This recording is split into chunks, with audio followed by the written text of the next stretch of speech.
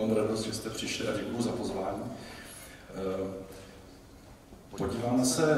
Povím vám něco o digitálních závislostech, povím vám něco o přírodě a jaký má smysl se v přírodě pohybovat a jaký to má smysl v prevenci, jaký to má smysl v léčbě duševních onemocnění a možná i něco o globálních klimatických změnách a co by se s tím mohlo udělat z pohledu třeba péče o přírodu.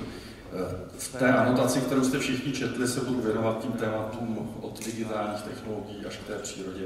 Takže koho by to nezaujalo, má ještě poslední šanci utéct ze sálu. A my jsme se v poslední chvíli za covidu jsme se stali z toho homo sapiens sapiens, jsme se stali takzvaným homo fis a různě jsme si dělali stolečky, hledali jsme ty koutky, někdo streamoval videokonferenci ze záchodu, někdo přitom měl na kole, byly různý situace. Ale co je celkem nepříjemný, když uděláte v populaci lockdown, vždycky to má dopady na duševní zdraví. Je to poučení pro příště. Best in covid jsme úplně jednak nebyli, třeba sousední Německo, které ty lockdowny neudělalo, tak dopadlo o dost lépe, co se týče těch finálních dat, postupně ti nemocní se odebírali, zatímco my jsme udělali izolaci a mělo to nějaké dopady. Vždycky se o tom tak hovoří, když něco přeženeme, má to nějaký dopad.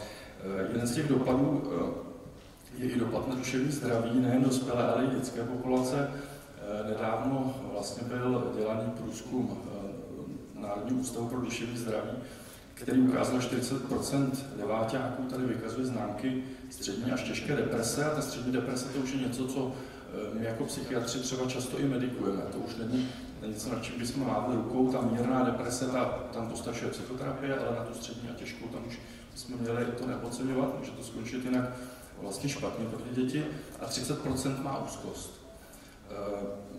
Existuje web, který Národní ústav duševního zdraví zřídil, jmenuje se Opatruj se, tam si můžete třeba podívat i na nějaký témata řešení nebo témata wellbeingu, když vlastně vedete nějaký skautský oddíl, tak jsou tam i témata, jak lépe spát a jak docílit větší duševní pohody. Když bychom se podívali na průměrnou třídu o 20 žácích, tak 6 z nich vykazuje teda příznaky úzkosti, 8 příznaky středně těžké až těžké deprese a dalších 5 vykazuje příznaky deprese mírné. Ten průzkum se dělal v květnu-červnu roku 2023 a bylo tam přes 6 000 studentů, takže celkem reprezentativní průzkum. My úplně nevíme, jak to bylo předtím, protože ten prostě tady předtím to nikdo moc neměřil, ale v každém případě, i když bychom se podívali na tu dospělou populaci, tak i v té se multiplikoval výskyt deprese a třeba sebevražednost až 3krát a výskyt úzkostných poruch, když Národní ústav duševního zdraví sledoval to období u dospělých před covidem, rok 17 a potom během covidu rok 20. Co se ještě k tomu děje, jak jsme si všichni udělali ty home office, tak jsme začali být o 30% více času online, což je logické, když nejsme out, jsme in, použiju teaser na odpolední workshop Jany Švecové. A zároveň digitálními závislostmi podle Národního monitorovacího střediska tady trpí asi 5 až 6% dospělých Čechů a u mladých dospělých, kteří čím jdete do mladších věkových kategorií, tím ta populace ohroženější těmi digitálními závislostmi, tak u těch malých dospělých je to až 22%. No, co se vlastně děje, když budeme moct používat ty digitální technologie, jaký to má dopad na duševní zdraví, tak co víme třeba z metaanalýz amerických, dochází k poklesu empatie.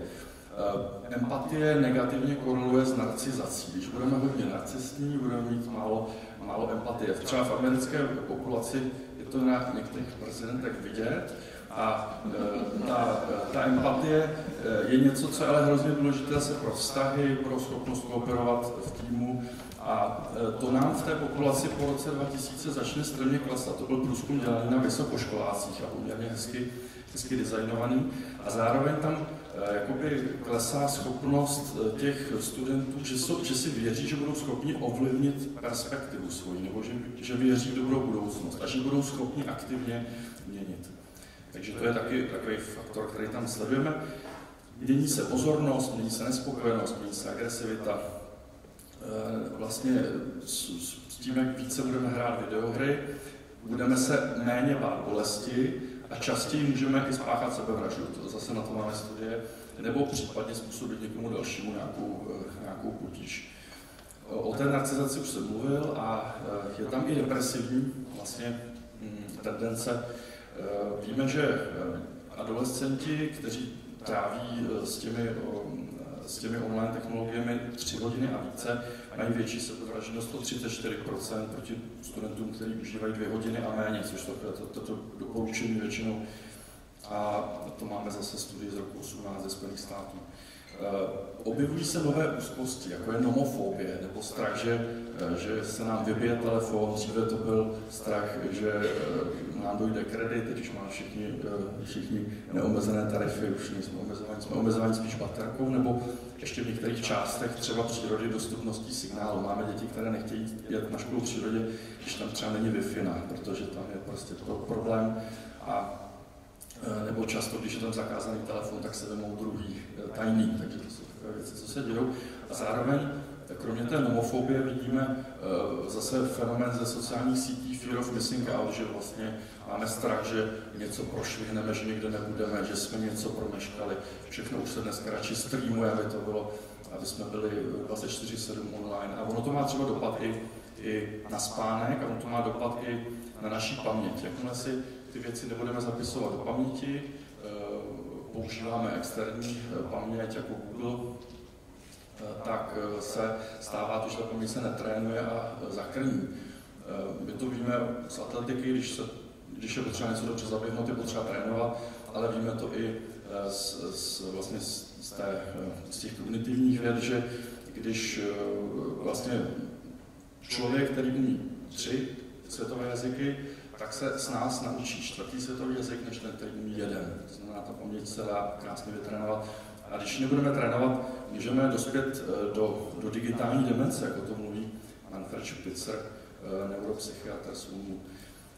Všichni, jak tady jsme, máme nějaký systém odměny v mozku a tady vidíme ty zelené neurony, to jsou vlastně dopaminergní dráhy, které vedou do toho centra odměny nucleus accumbens. A to je zajímavé tím, to ventrální striatum, že na prvních zobrazovacích technikách, které se dělaly pro závislých na kokainu, tak právě nám svítilo v těch centrech po podání kokainu, těch závislých právě to centrum odměny toho nucleus accumbens. A stejné centrum nám svítí v mozku, když sledujeme studie, které se zaměřují na závislost na sociálních sítích typu Facebooku. Takže vlastně u těch pacientů, kteří vysoce skórují v té závislosti na Facebooku, tak svítí stejná centra. Mozek se nestihl nějak rychle hardwarově přeprogramovat. Co pozorujeme, nebo i já jsem si všiml za těch posledních asi 6 let, kdy se digitálním závislostem věnuju, tak vidíme u pacientů běžně psychiatrických nárůst nespavosti a já jim popisuji jako digitální nespavost. Souvisí to s tím, že mají tendenci později usínat, zkracuje se celková doba spánku, kvalita spánku, což je zase rizikový faktor nejenom pro třeba depresivitu, ale i do budoucna pro tu demenci. A zhoršuje se pozornost, zhoršuje se fixace paměti, ale i imunita. Třeba Austrálii spočítali, že hospodářský dopad poruch spánku v Austrálii je přes $5 milionů za rok, takže je to docela levné, když bychom dobře spali, bude to mít i ekonomický dopad. No, dokonce jsme popsali vlastně typ pacienta, který přestal vycházet ven úplně. Co se stane, když přestaneme chodit do přírody a zůstaneme doma, necháme si právě tím rohlíkem vozit potravu, nějak asi nájem zaplatí rodiče a jak se to, co se bude dít, tak to popsali Japonci, je to takzvaný syndrom hikikomory nebo odtrhnutí se, je to dobrovolné odloučení od společnosti, kdy ten pacient déle než 6 měsíců nevychází ven, náš pacient přestal chodit do školy, byl závislý na online hraní, provedli jsme nějaké intervence, podařilo se ho začít do toho ARP programu psychiatrického, takže podařilo se ho krátce hospitalizovat. Teď už do toho přišel covid, takže to bylo jenom krátce, bylo to docela složité, ale teď už komunikuje s vrstevníky a funguje. Profesor Sartorius to napsal hezkou práci, jak se poučit z toho hikikomory syndromu pro případ dalších pandemií, protože je to rizikový faktor pro takové sociální odloučení.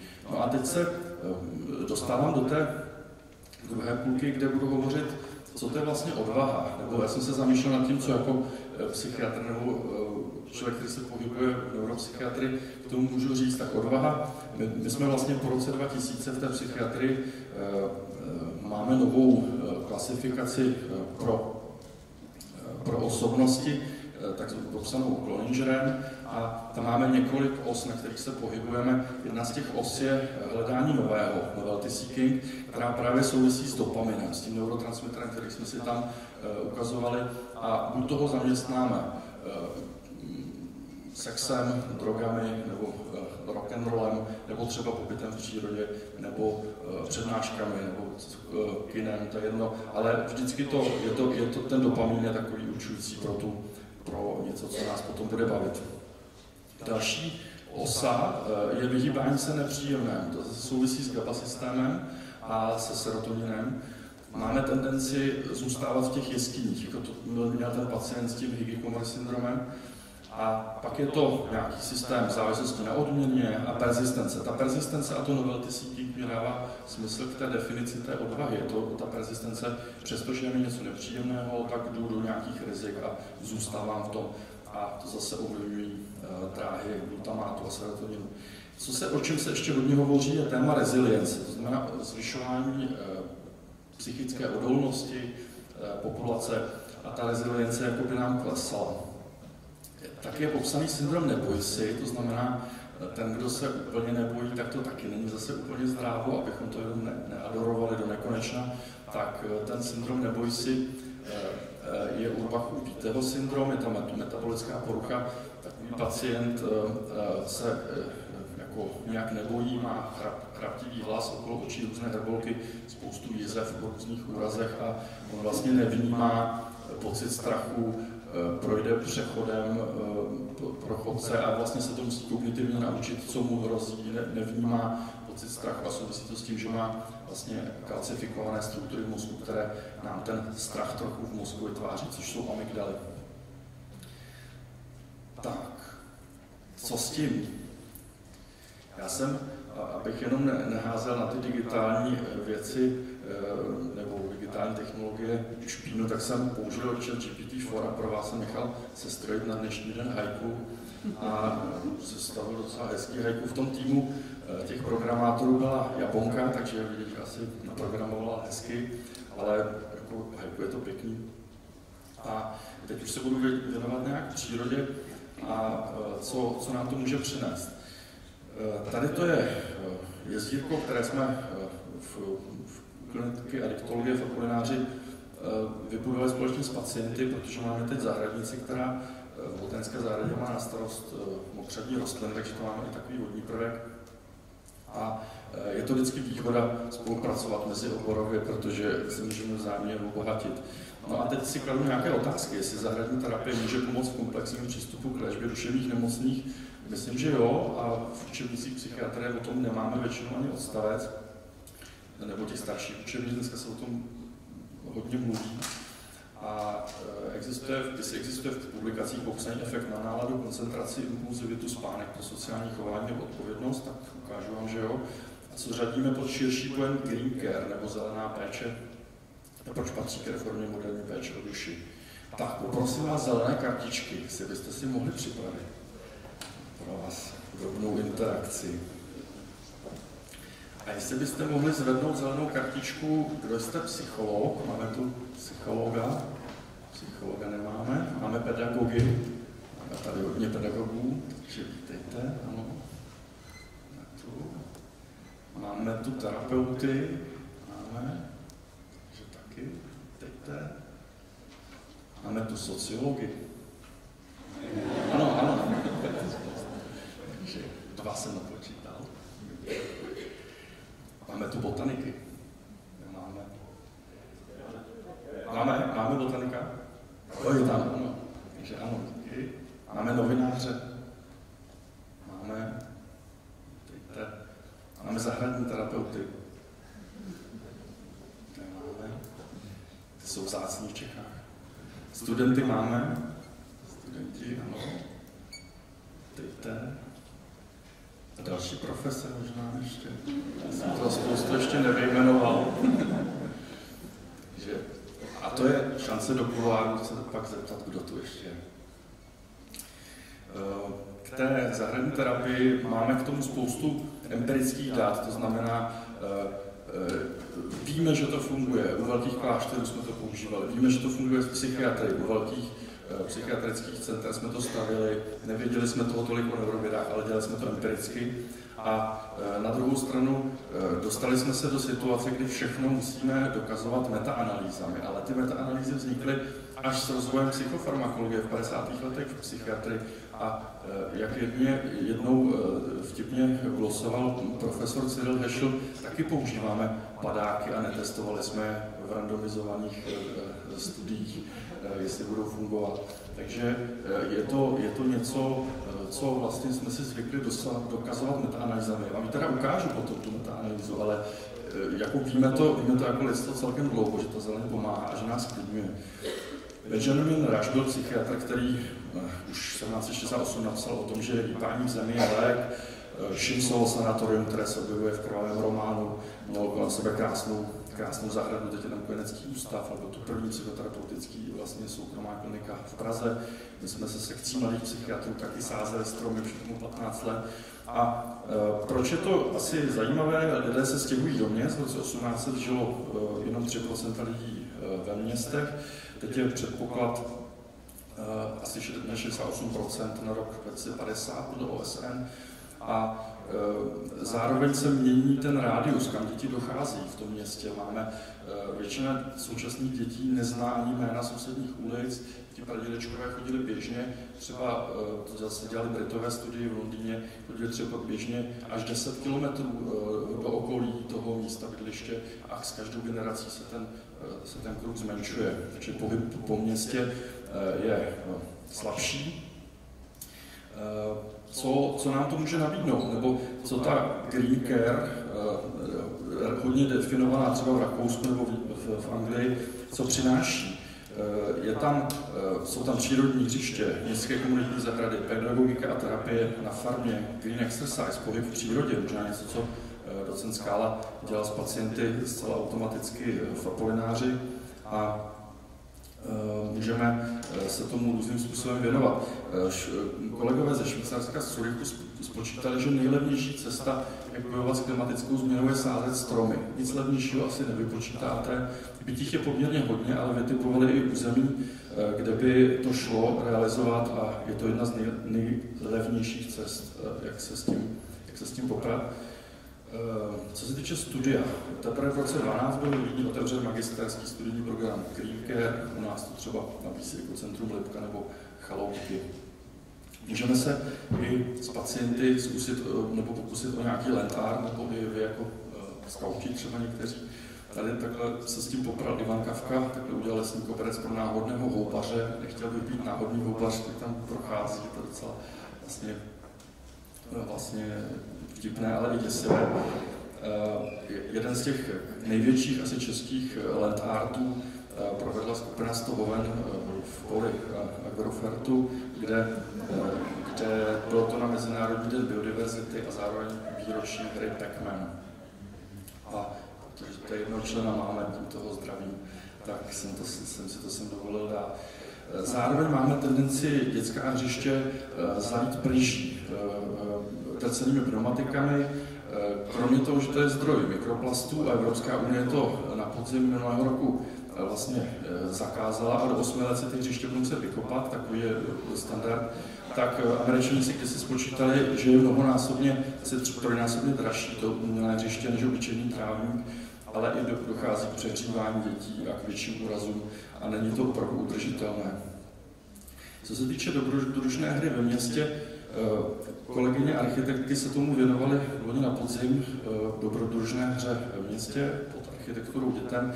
A já jsem pro vás z těch dobrodružných hřišť s jejím dovolením točil slajdy od Karoliny Sidon, která pár těch hřišť tady definuje.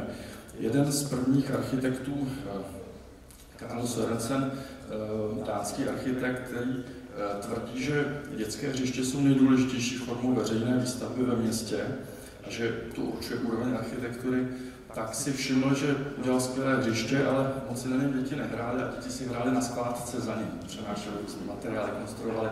A tak ho to vedlo k tomu, že začal potom ve 40. letech tvořit hřiště, kde bylo spoustu konstrukčního materiálu a děti to bavilo. Každá čtvrť měla jiné. Jsou tam různé, můžete použít spoustu materiálů a nejenom děti budují, ale i boří. Je potřeba jako transformují to neustále. My jsme se byli podívat i s rodinou v Berlíně, tam je krásné hřiště kole 37, kde je vyhrazený koutek pro rodiče. Máme tendenci dělat koutky pro děti. V IKEA jsme spoustou plastu, děti si hrá do balonků, rodiče potřebují nakupovat, tak tam je koutek pro rodiče, takový nedůstojný, kde si sednete a máte sedět čekat na děti. Takže Němci mají i Spielwagen, tak mobilní hřiště a to přijede do určených parků nějaký čas, rozloží tam různé věci, které děti baví a jsou často vlastně různě zkonstruované.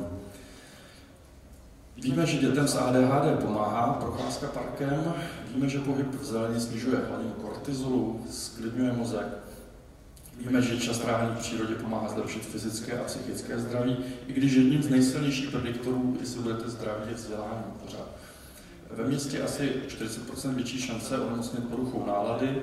Je to dané asi tím, že jsme evolučně žili strašně dlouho obklopení přírodou a teď posledních 200 let se to pouze mění. Ve městě máme dvakrát větší šanci, že onemocníme schizofrenii než na vesnici. Je tady spousta prací, které to podporují. Co je ještě zajímavá práce, třeba když bych vám promítl jakýkoliv obrázek i virtuální neexistující přírody, tak to sníží vaši impulzivitu a to se dá zase změřit a také jsme schopni jak si oddálit nějaký, když vám řeknu, jako vlastně, jestli chcete jeden bonbon, nebo počkáte 2 minuty, dostanete 2 bonbony, to znamená nějaký odložený zisk, tak jste schopni víc vydržet si, počkat na ty 2 bonbony, což zase z pohledu třeba adiktologie je zajímavý fenomén. Máme různé knihy, máme tady i tu metaanalýzu, která hovoří o tom, že ten pobyt v zeleni má velký efekt na úzkost, depresi a vztek. Takhle vypadají zahrady pod Apolinářem, to je vana dříve z Lojovic, nyní používána pro buď to ochlazování některých pacientů, kteří se chtějí utužit, nebo jako zdroj vody pro zalévání.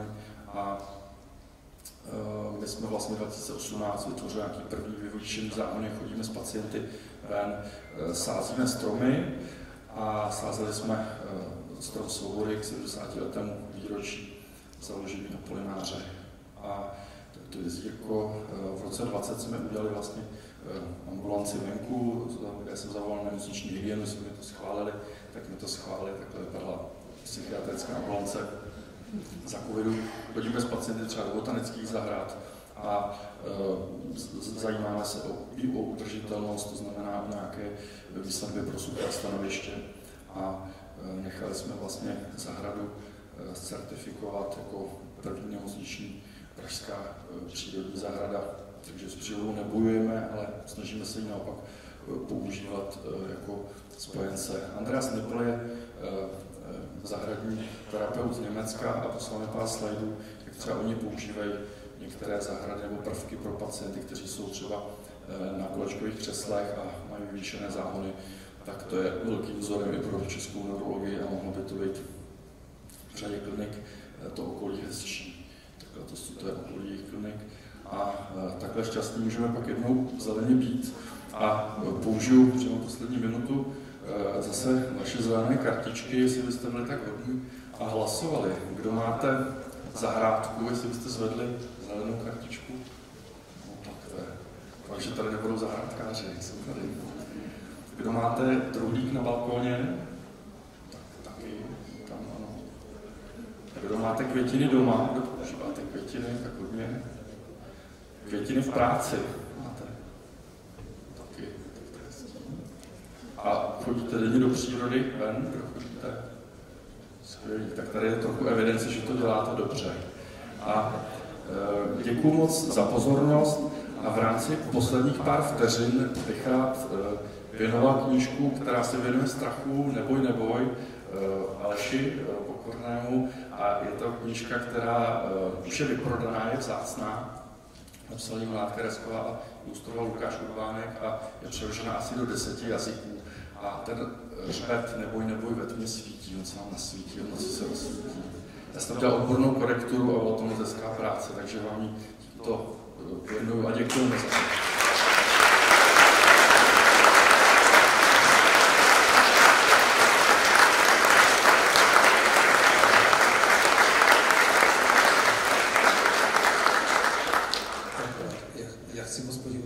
Že ji obdivuju u našich kamarádů a vím, že není rozebrání, že to je z dílny Roberta Peněžky, naší agentury, exkluzivní kousek, velmi zajímavá. Moc děkuju, vážím si toho. Zůstaňte tady. Máme čas, ale podle mého relaxovaného výrazu je vidět, že jsme v pohodě v čase, takže to nevyužijeme. Mě zaujala jedna otázka, která je kontroverzní, ale já kontroverzní otázky.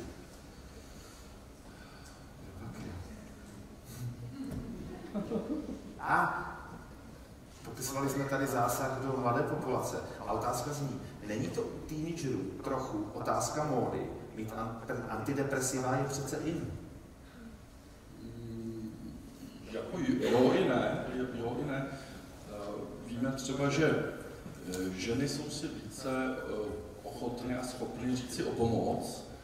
A když se to neděje, což je otázka nás mužů, tak je to špatně a my 4krát více pácháme sebevraždy. Takže z pohledu, kam to může dojít, když se o tu populaci nestaráme, když nemáme tu sekundární prevenci, tak je to vlastně špatně.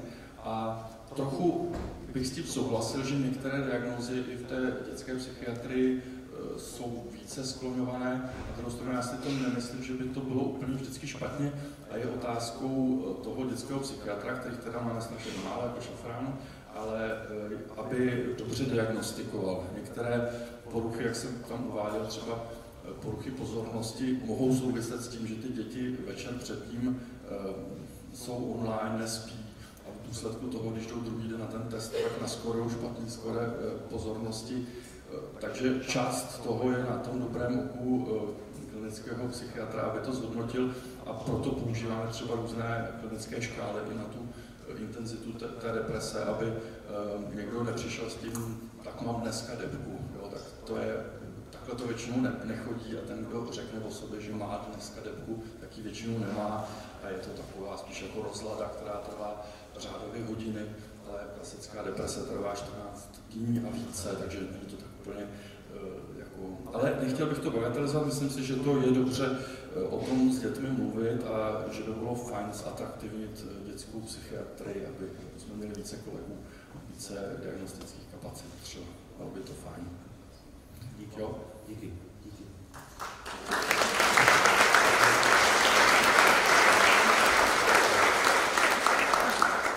Máme dobrý čas. Já bych se ještě poprosil, aby se přišel ještě Martin Buchtík. Martine.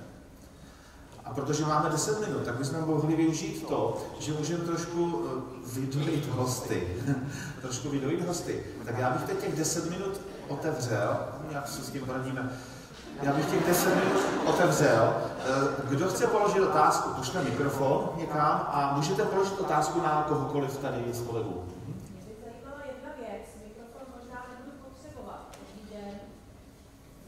Zajímalo by mě, jestli ve svých výzkumech zohledňujete taky fakt ohledně dětských problémů, že se ty děti hodně jsou různými aditivy v potravinách, které způsobují poruchy chování a pozornosti, a jestli se to dává do korelace s těmi digitálními závislostmi. Děkuji. No, to je moc hezká otázka.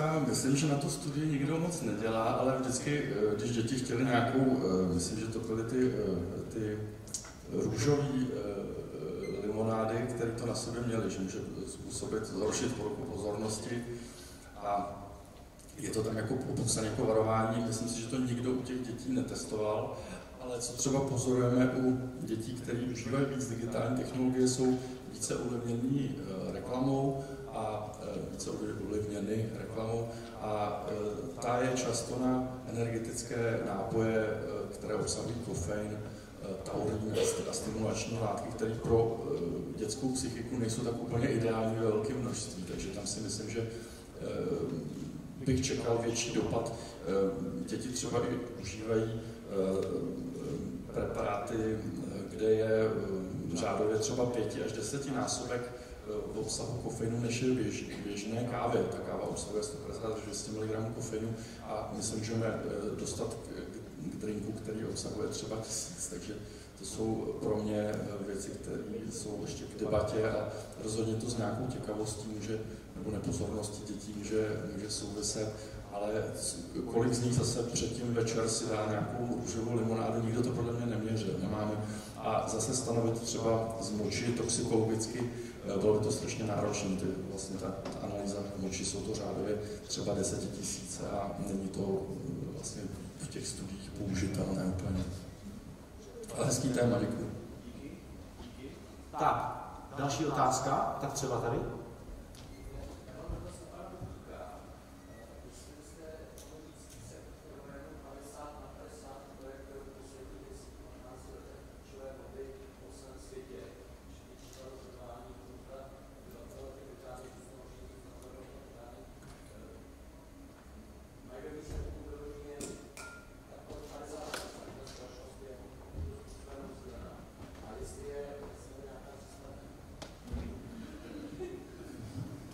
Je to zejména fenomén binární volby, to znamená druhého kola prezidentské volby v České republice, v podstatě všech voleb ve Spojených státech, anebo teda toho Brexitu, což byla specifický referendum, kde máte odpověď ano, ne.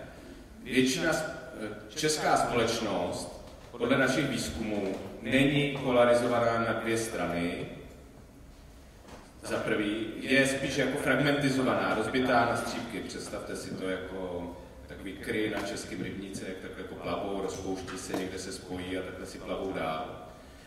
Tak to je jakoby jedna část té odpovědi. Druhá část odpovědi je, že nás tady ten fenomén 50/50, že to těsní mnohem víc přitahuje a vzbuzuje naši větší pozornost. Když si vezmeme předchozí prezidentské volby v České republice, tak dopadly poměrně jasně 58/42 a takovýchhle voleb máme i v okolí poměrně hodně a je to fenomén, který častěji vzbuzuje naši pozornost.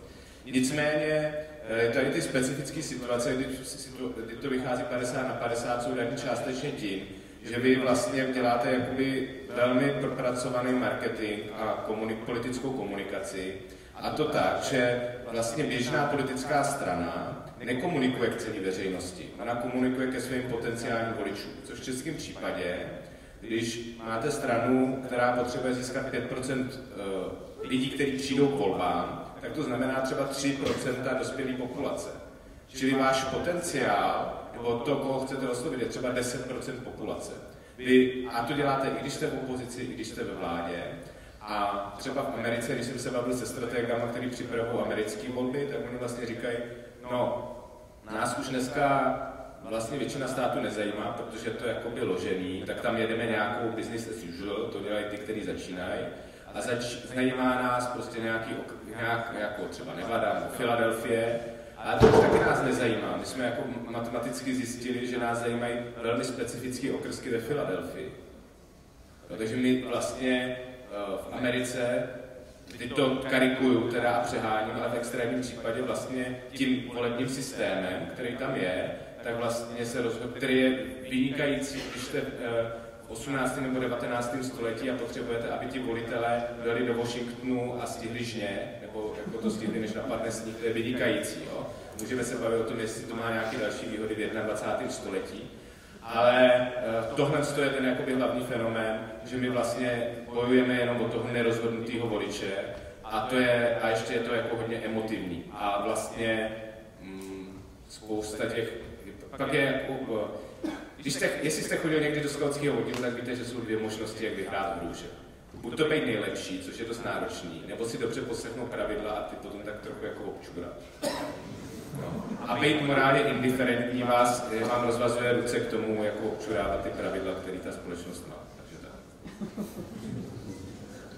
Díky. Prosím, Jiří.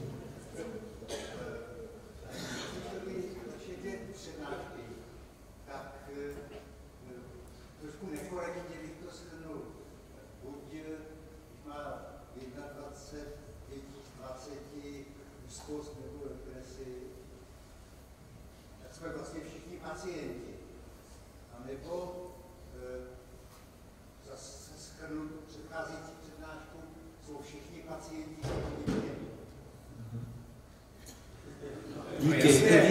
Díky. Je v tom otázka? Jo, takhle. Aha, zkusíte zareagovat, pane. Krátce zareaguji. Říkáme, že není pacient zdravý, ale jenom špatně nebo nedostatečně diagnostikovaný. Občas jako píšu, že ten člověk není nějak duševně nemocný samozřejmě, ale jsme v situaci, kdy část populace se nedostane k diagnostice. Velkou míru toho, jak to dokážeme třeba poruchy nálady typu úzkosti, deprese diagnostikovat, souvisí s tím, že jsme rozšířili možnost té diagnostiky do primární péče. To znamená, vlastně prakticky lékaři jsou schopni většinu potíží s náladou zachytit. Částečně i u dětí dokážou ten nějaký screening udělat a ukazuje se, že se to vyplatí to udělat. Třeba jak to neděláme, tak právě zvyšujeme množství těch pacientů, kteří třeba spáchají tu sebevraždu a kteří se té péče nedočkají. Takže je to levnější včasně to diagnostikovat a včas to léčit. Říká se, že asi polovina duševních onemocnění se projeví do 15. roku věku dítěte, takže tam dává smysl nějakou část financí a pozornosti třeba poslat, protože se tím můžeme zjednodušit vlastně tu léčbu potom do budoucna. Ale jako asi 2/3 Evropanů někdy péči psychologa nebo psychiatra potřebují, ať už v mládí nebo třeba ve stáří, prostě těch jako kontaktů nějakých je víc. A vlastně myslím si, že to i trochu po revolučním snížení stigmatu toho oboru je fajn, že se vlastně mladí pacienti nebojí přijít a poradit se třeba se mnou, nebo že jim neutrhnu duši, takže vlastně jsou schopni ten coming out s nějakou duševní nemocí udělat a myslím si, že zatím spousta i práce destigmatizačních různých jako kolegů, kteří se tomu věnují. Díky. Za mě je to jako věc, o který zatím příliš mnoho nevíme. Tam je důležité u tohohle konkrétního výzkumu Národního ústavu duševního zdraví je třeba říct, že ty respondenti nebo ty děti jako deklarují, že mají tady ty příznaky, nikoliv, že vykazují v tom jako klinickém slova smyslu. Jo? Nebylo to tak, že bychom obešli, že by psychiatr kvalifikovaně diagnostikoval 6 000 dětí. Myslím si, že na to, že ten výzkum je dost jako alarmující, tak vlastně se nikdo nezvedá ze židle a tahle konference je o něčem jiným. A myslím si, že kdyby to tak jako opravdu do důsledku bylo, tak tím nechci říct, že to je malý problém, jenom že to by byl jako úplně tragický problém pro tu společnost. My v jiných datech na dospělých lidech, který dělají třeba kolegové z PA Research, tak vidíme, že sice narostly úzkostní a depresivní stavy během covidu, u dospělé populace, ale rozhodně ne několikanásobně. A největší teda ten nárůst byl na 2násobek a to bylo u skupiny žen pečujících o děti, protože ta zátěž prostě byla největší. A musíme podle mě tady to víc prozkoumat, protože tady to číslo je jakoby alarmující, ale ta diskuze se vede mnohem šířeji teda o tom, jak to vlastně je nebo není. Když se o tom bavím s lidma z psychiatrie a nejsem psychiatr, tak oni vlastně říkají, že jediné, co spolehlivě můžeme říct, že nemáme dostatek dětských psychiatrů. Jo? Ale jestli ta kapacita nestačí dvojnásobně nebo 10násobně, tak to už vlastně kvalifikovaně v tuhle chvíli odhadnout nemůžeme nebo neumíme. A je to věc, který bychom se měli dál věnovat. No a jestli no tak každý si tu svoji realitu přizpůsobujeme tak, abychom z ní vyšli dobře, protože připadat si jako blbec furt neustále je takový blbý. Ale čím a možná takový osmý můstek v té společnosti je, že my pořád máme dojem, že v té společnosti se všichni máme jako vlastně stejně dobře. Nebo stejně špatně a že se moc nelišíme a že ta naše společnost je strašně rovnostářská a že když jsem jako fakt chudej, tak mám jako stejný problémy, jenom je mám o trochu větší. Tak připustit si, že to tak není, by bylo jako dobrý začátek v nějaké diskuzi. Díky pánové. Díky.